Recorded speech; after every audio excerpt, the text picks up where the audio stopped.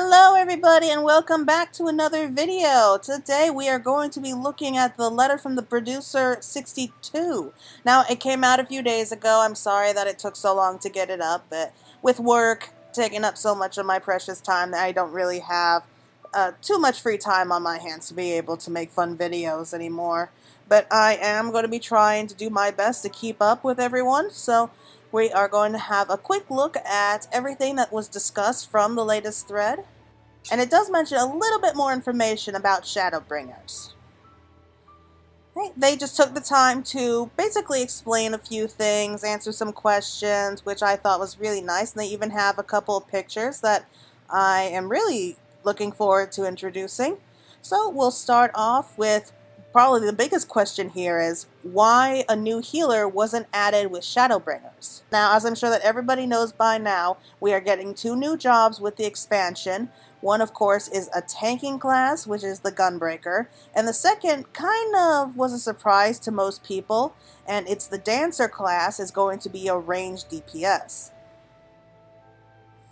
Now, there were a lot of people out there who were really excited about the Dancer class. I know that I was one of them, even though I was a little bit surprised that it wasn't a healer class. I mean, I know traditionally it is a DPS job, but I don't know, a part of me always did kind of figure it was more of a healing class. That's just me. But there was a lot of controversy about the idea of it being a DPS instead of a healing job. I mean, there are some people out there who have been saying, like, we haven't had a good healing class since Heavensward. And the other half are saying, like, well, we haven't had a ranged DPS since Heavensward either. And I get both sides, I really do. But they did explain why they chose to make it this way. One of the reasons was that they could only add 2 new jobs with Shadowbringers. There are 15 jobs, 17 with the addition of the Gunbreaker and the Dancer class. Now, way back in Heavensward, they released 3 jobs, which is the Astrologian, the Dark Knight, and the Machinist. And they mentioned way back then, because of all the problems and how much stress that it put on to the development team for these 3 new jobs, they kind of were forced to take away from other parts of the game. So it was just too much for the development team, I guess is what I'm trying to say, is just 3 jobs was just way too much work for the development team, which took away from other really important aspects, which caused a lot of problems. And that's why they stated, even back then, after the release of Heavensward, that they were never again release 3 jobs with another expansion like they did with Heavensward, because it was just like a juggling act. And I understand, I can see why they did that, so I don't hold that against them.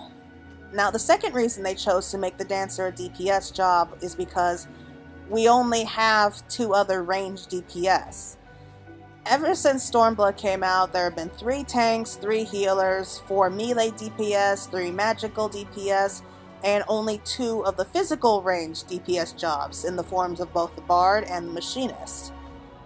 And they think that adding another physical ranged DPS would help improve the balance of these available roles. So we'll just have to wait and see if that's true.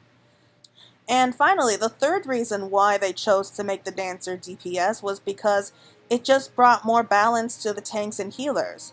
Because the tanks and classes are so different from each other, such as the Warrior specializes a little bit more in damage dealing, the Paladin focuses more on just defense, and the Dark Knight is constantly changing and kind of being a battle and a struggle with that class.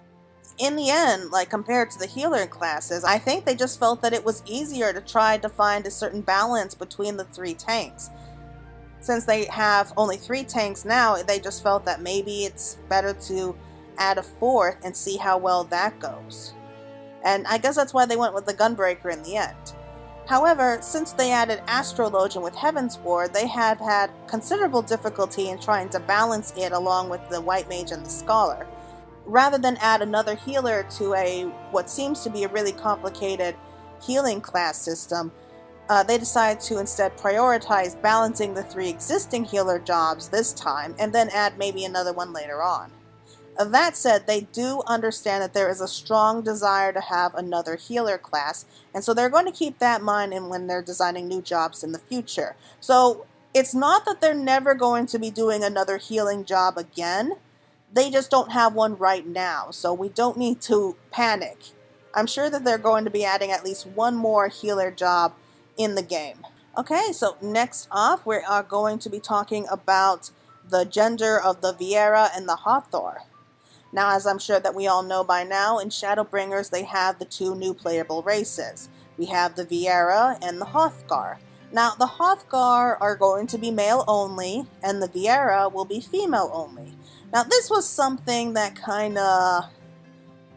I don't know how to describe it, but the entire Final Fantasy XIV community was kind of split down the middle. I mean, I know a lot of people were really looking forward to the idea of the Viera, and they've been waiting for a long time to have kind of a glimpse of what the male Viera looked like. But the idea of adding another playable race was something that I don't think anyone really saw coming, especially with the idea of the Hrothgar.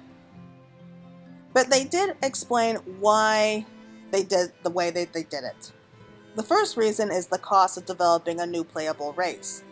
Now, it has been stated in the last keynote from the last fan festival that this will likely be the last time that they add playable races to Final Fantasy XIV. Because it just takes a lot of amount of time and resources to develop each playable race. And so they hope that we understand that a new race will require new faces, new hairstyles, bodies, and other aesthetics. And all of this could be used in other ways, I suppose, is what they're trying to say. Like, each race is very unique in both frame and body type, and so every piece of visible equipment needs to be carefully adjusted to display properly, especially on those like with the Hrothgar and the Viera. I guess basically, if this really is going to be the last time that they chose to add new playable races, which I'm pretty sure that it will be, they might as well just have as much fun as they can right now. So while we are only getting female Viera and male Hrothgar, I think it kind of balanced itself out in a way. I mean, I really wanted to see some hot male Viera walking around. I would have just loved that.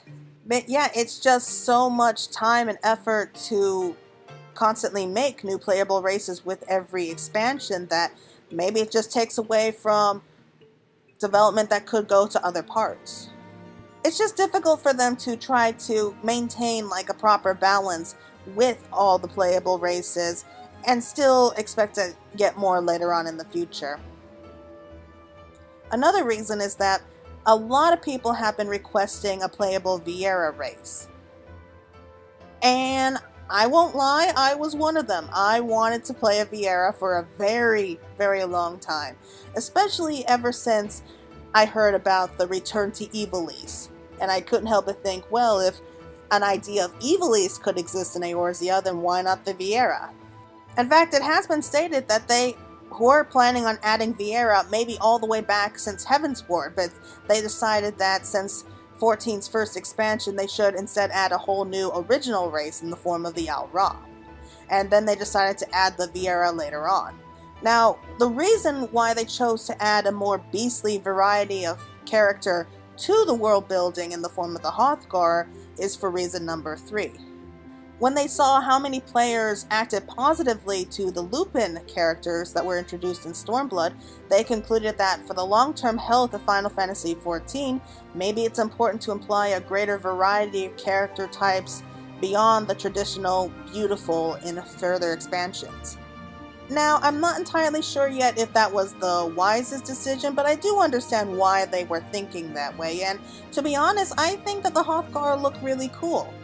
I do think that I personally may not want to play as a Hrothgar. I might go more along the lines of a Viera, but I have no problem with them adding the Hrothgar to the game. I honestly don't.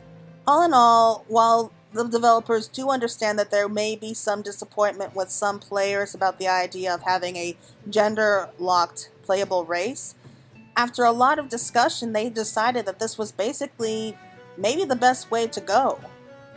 Maybe the best way to improve the overall game experience.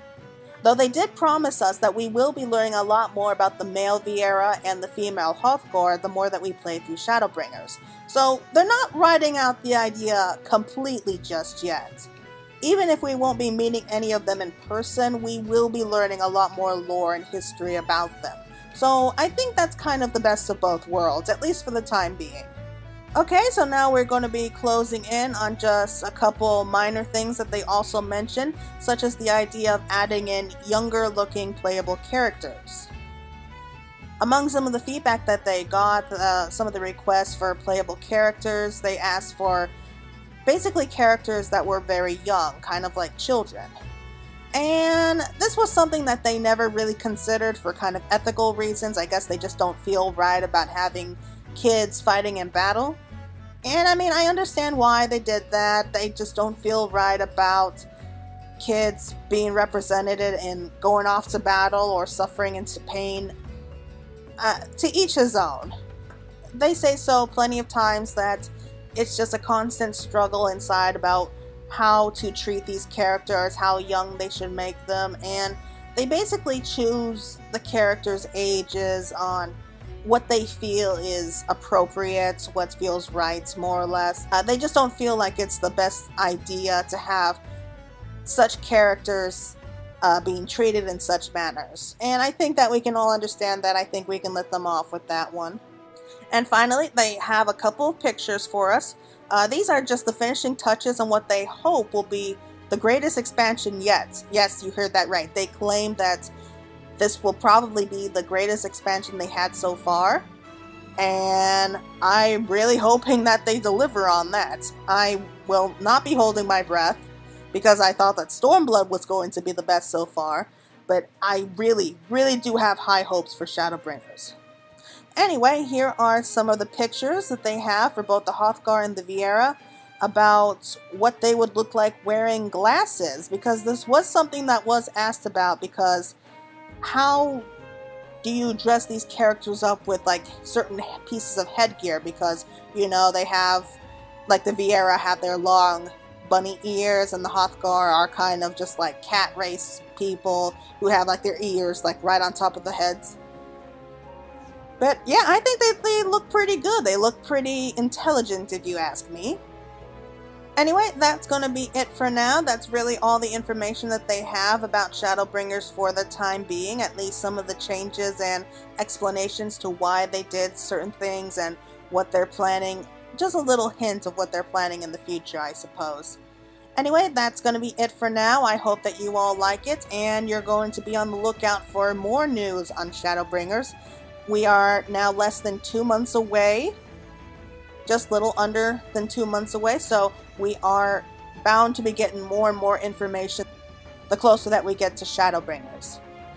However, wrapping up this, I do want to remind everyone one last thing about the next letter from the producer live, which is going to be coming out May 23rd on a Thursday, and it's going to be the 31st installment of the letter from the producer live, and yeah, it's going to be coming live from California.